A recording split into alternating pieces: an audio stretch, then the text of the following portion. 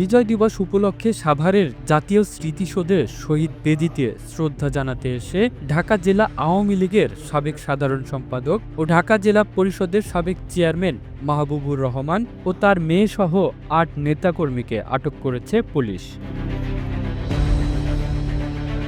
জাতীয় স্মৃতিসৌধের পরিদর্শন ছাউনি এলাকা থেকে তাদের আটক করা হয়।